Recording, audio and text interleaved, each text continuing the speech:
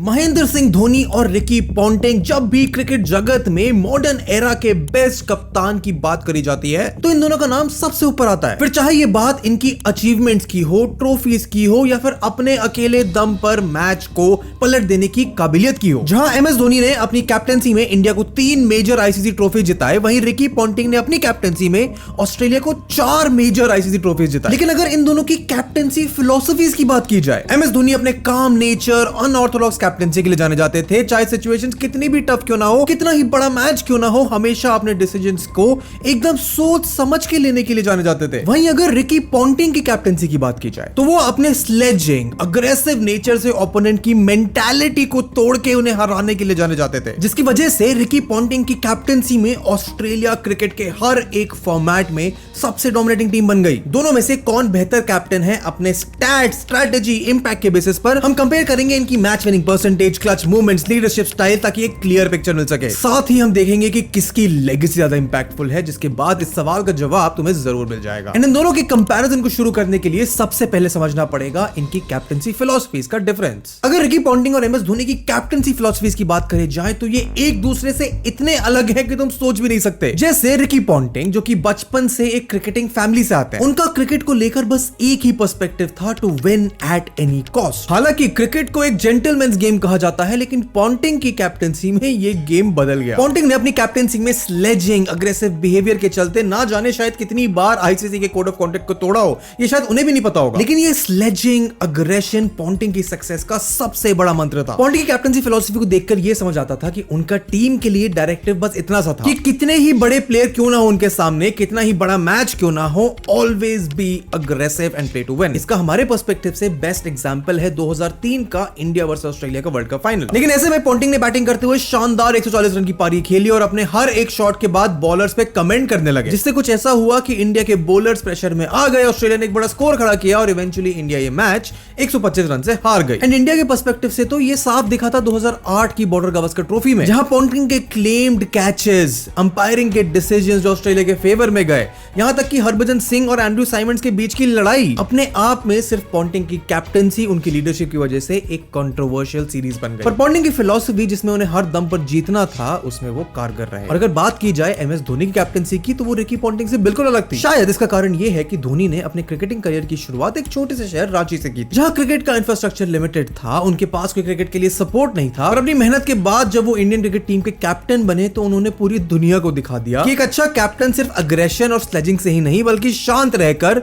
सही डिसीजंस लेकर और अपनी इंस्टिंक्ट्स पर भरोसा रखकर भी बना जा सकता है। जहां मैच की सिचुएशन कितनी भी खराब क्यों ना हो, धोनी हमेशा अपने आप को शांत रखते थे, जिसकी वजह से शायद टीम्स में पैनिक क्रिएट नहीं होता था, हर प्लेयर अपना बेस्ट परफॉर्मेंस दे पाता था। जिसका बेस्ट एग्जांपल धोनी की कैप्टनसी में तो हम उनकी मल्टीपल ट्रॉफीज की जीत में तो देख ही सकते हैं, पर उनके टेम्परामेंट का एग्जांपल के लिए 2016 का इंडिया वर्सेस बांग्लादेश का मैच बेस्ट है, जहां बांग्लादेश को मैच जीतने के लिए लास्ट 3 बॉल्स में 2 रन चाहिए थे और ड्रॉ के लिए 1 रन। तभी आखिरी बॉल पर मुस्तफिजुर रहमान ने शॉट मारा और रन लेने की कोशिश करी। जैसे ही उन्होंने एक एक्स्ट्रा रन लेने का सोचा, हार्दिक पांड्या ने तेजी से बॉल उठाकर एमएस धोनी की तरफ फेंकी। धोनी ने एक बहुत तेज स्टंपिंग करते हुए मुस्तफिजुर रहमान को रन आउट कर दिया और इंडिया को मैच जिता दिया। इसका एक और एग्जांपल 2013 की चैंपियंस ट्रॉफी में देखा जा सकता है, जहां इंडिया ने पहले बैटिंग करते हुए 129 रन बनाए। सभी को लग रहा था कि ये मैच इंडिया बहुत आसानी से हार जाएगी, लेकिन वो धोनी का काम टेम्परामेंट ही था, जिसकी वजह से उन्होंने रवि अश्विन, एक स्पिनर को लास्ट ओवर में यूज करा, इंग्लैंड की बैटिंग को प्रेशर में डाला और इंडिया ने मैच जीत लिया। एंड ये किसी स्ट्रेटेजिक, अंडर प्रेशर, काम, मास्टर स्ट्रोक से कम नहीं था। तो अगर बात करें कैप्टनसी फिलॉसफीज की, तो ये पॉइंट जाना चाहिए महेंद्र सिंह धोनी को, क्योंकि उन्होंने अपनी कैप्टनसी से ना सिर्फ इंडिया को मैचेस जितवाए, बल्कि एक ऐसा एग्जांपल सेट किया, एक ऐसी टीम बनाई जो एथिक्स पे, फेयर प्ले पे, हर प्लेयर को बेस्ट परफॉर्मेंस देने की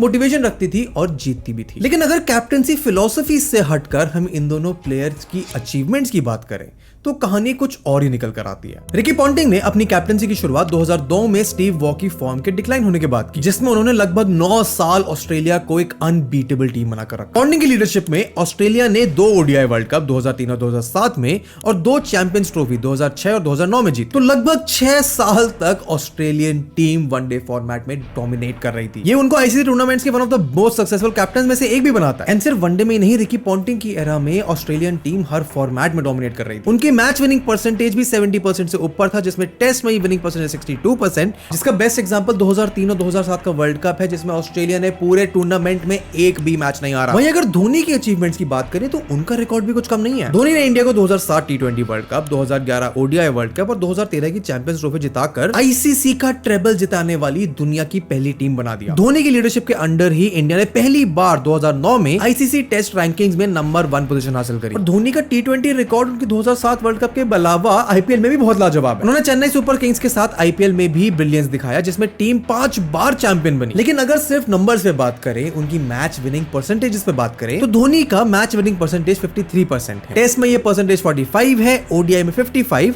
और टी20 में 56%। और अगर इसे रिकी पॉन्टिंग से कंपेयर करें तो ये काफी कम है। हाँ, एक बात सच है कि जहां रिकी पॉन्टिंग को ऑलरेडी एक स्ट्रॉन्ग टीम जिसमें Adam Gilchrist, Matthew Hayden, Brett Lee, Shane Warne, Glenn McGrath जैसे प्लेयर्स थे और उनके साथ उन्होंने डोमिनेट करा, तो वहीं धोनी की टीम में प्लेयर्स जैसे विराट कोहली, रोहित शर्मा, रविंद्र जडेजा थे जो यंग प्लेयर के तौर पर टीम में आए थे और टीम को इंडियन क्रिकेट को नई हाइट्स तक पहुंचाया। पर अगर हम ऑब्जेक्टिवली अचीवमेंट्स की बात करें तो रिकी पॉन्टिंग को यह पॉइंट जाता है, जिनकी शायद सबसे बड़ी अचीवमेंट ट्रॉफीज के अलावा थी एक अनबीटेबल टीम 6 साल तक लीड करना। पर अगर बात प्रेशर मैचेस में क्लच मोमेंट्स की हो तो एक अच्छा कैप्टन वही है जो इन प्रेशर मैचेस में अपनी टीम को जीत तक लेके जाए। एंड इनकी कैप्टनसी फिलॉसफीज की तरह दोनों कैप्टन्स का प्रेशर मैच हैंडल करने का तरीका भी बिल्कुल अलग है। पॉन्टिंग की प्रेशर मैच जीतने की फिलॉसफी थी अग्रेशन एंड डोमिनेशन, सिर्फ इसलिए ताकि प्रेशर सिचुएशन में अपने अग्रेशन से, अपनी स्लेजिंग से, अपनी डोमिनेशन से सामने वाली ऑपोजिशन पर एक मेंटल प्रेशर बनाया जा सके। जैसा 2003 के वर्ल्ड कप में पॉन्टिंग ने किया, जब 140 रन्स बनाए उन्होंने एक अनबीटेबल इनिंग खेलकर तो इंडिया को बैकफुट पर लाकर खड़ा कर दिया। ऐसा ही कुछ इन्होंने 2007 के ओडीआई वर्ल्ड कप में भी किया, जहां 2007 के वर्ल्ड कप फाइनल में श्रीलंका के खिलाफ ऑस्ट्रेलिया पहले ही टूर्नामेंट की एक अनस्टॉपेबल फोर्स बन चुकी थी, पर फाइनल में भी पॉन्टिंग के एग्रेसिव इंटेंट और परफेक्ट बॉलिंग चेंजेस से ऑस्ट्रेलिया ने श्रीलंका को बहुत आसानी से एक तरफा मुकाबले में हरा दिया। एंड पॉन्टिंग के अंदर ऑस्ट्रेलियन टीम ने बहुत सारे हाई प्रेशर टेस्ट मैचेस भी जीते, जैसे 2006-2007 के एशेज, जहां इंग्लैंड को ऑस्ट्रेलिया ने 5-0 से हराया।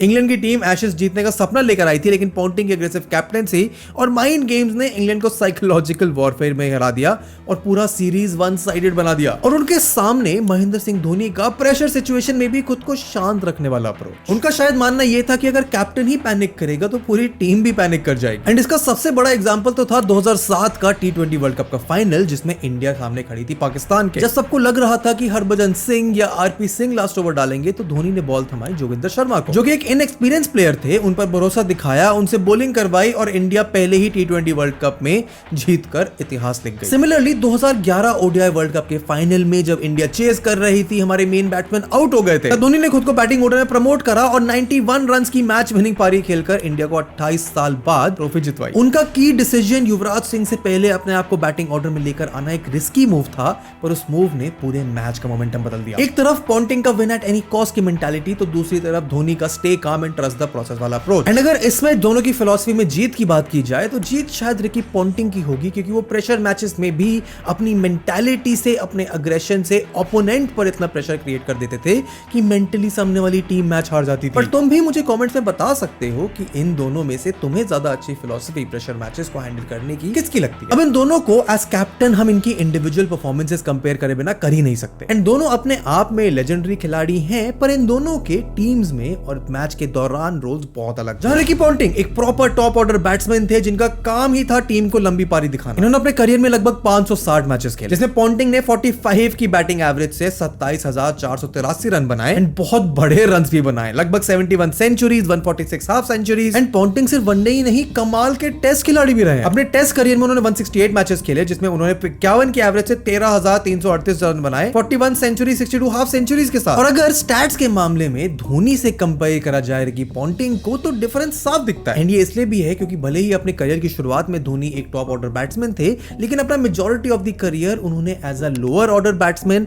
मिडिल ऑर्डर बैट्समैन या फिर एक फिनिशर के रूप में बिताया, और वो टीम में विकेट कीपर भी थे। और उसके बावजूद उनके स्टैट्स कुछ कम नहीं है। महेंद्र सिंह धोनी ने अपने इंटरनेशनल करियर में लगभग 538 मैचेस खेले, जिसमें उन्होंने 44 की एवरेज से 17,266 रन बनाए, 16 सेंचुरी, 108 हाफ सेंचुरीज के साथ। अपने इंटरनेशनल करियर में जहां पॉन्टिंग का बेस्ट स्कोर 257 है, तो धोनी का 224। महेंद्र सिंह धोनी का वनडे रिकॉर्ड भले ही पॉन्टिंग के बराबर हो, लेकिन टेस्ट में as a batsman Mahendra Singh Dhoni थोड़ा पीछे है। उन्होंने अपने करियर में 90 टेस्ट मैचेस खेले, जिसमें 38 की एवरेज से बैटिंग करते उन्होंने 4,876 रन बनाए, 6 सेंचुरी और 33 हाफ सेंचुरी के साथ। और अगर ओडीआई की बात करें तो 350 ओडीआई मैचेस में महेंद्र सिंह धोनी ने 50 की एवरेज से बैटिंग करते हुए 10,733 रन बनाए। एंड हालांकि दोनों का रोल अपनी अपनी टीम में बिल्कुल अलग था, महत्वपूर्ण था, लेकिन अगर प्योरली इनके स्टैट्स को कंपेयर करा जाए तो रिकी पॉन्टिंग इसमें भी धोनी से 1 पॉइंट से जीत जाते हैं। एंड अल्टीमेटली बात होती है एक कैप्टन की सिर्फ ट्रॉफीज की जीत, इंडिविजुअल स्टैट्स से नहीं, बल्कि उनकी लेगेसी, उनका क्रिकेट पे इंपैक्ट, अपनी टीम पे इंपैक्ट,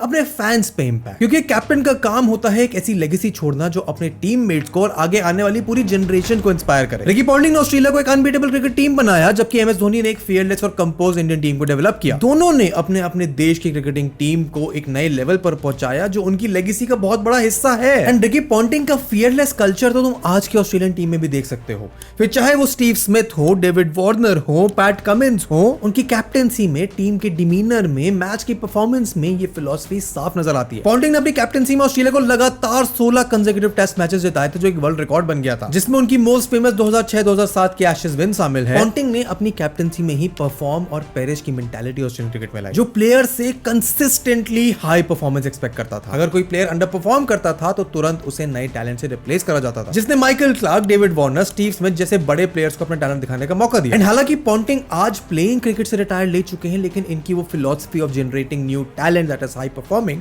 आज भी तुम्हें दिख सकती है। फिर चाहे वो आईपीएल में एज अ हेड कोच के रूप में पृथ्वी शॉ, ऋषभ पंत जैसे यंग प्लेयर्स को मेंटोर करना हो, या फिर अपने प्लेइंग करियर के दौरान मुंबई इंडियंस की कैप्टेंसी छोड़कर रोहित शर्मा को देना हो, जिसने Mumbai Indians as a franchise की पूरी काया पलट दी। उसके साथ पॉन्टिंग आज एक बहुत बढ़िया क्रिकेट एनालिस्ट, एक कमेंटेटर भी है। एंड पॉन्टिंग की कैप्टेंसी, उनके विनिंग टेन्योर में ऑस्ट्रेलिया की एक ऐसी क्रिकेटिंग डायनेस्टी कंप्लीट हुई जिसका अग्रेसिव माइंडसेट आज भी ऑस्ट्रेलियन क्रिकेट के डीएनए में है। पर अगर वही बात करी जाए एमएस धोनी की, तो इंडियन क्रिकेट टीम उनके आने से पहले हाई प्रेशर मैचेस में अच्छा परफॉर्म ना कर पाने के लिए बदनाम थी, जैसे कि 2003 वर्ल्ड कप फाइनल में हो या फिर 1996 के वर्ल्ड कप सेमीफाइनल में हो। लेकिन धोनी के आने के बाद ही इंडियन टीम एक ऐसी टीम बनी जो प्रेशर सिनेरियो में अच्छा परफॉर्म करती थी। एंड अगर आज इंडिया को वर्ल्ड क्रिकेट में एक फियरलेस टीम माना जाता है जो किसी भी सिचुएशन में मैच जीत सकती है, उनसे एक्सपेक्टेशन है कि वो जो मैच खेलेंगे उसे जीतेंगे, तो ये मेंटालिटी शायद महेंद्र सिंह धोनी ने इस टीम में डेवलप करी। धोनी दुनिया के इकलौते ऐसे कैप्टन हैं जिन्होंने आईसीसी की हर एक टूर्नामेंट की ट्रॉफी जीती है। एक इनएक्सपीरियंस टीम को लीड करते हुए 2007 का टी20 वर्ल्ड कप चैंपियन बनाया, 2011 में वर्ल्ड कप जीता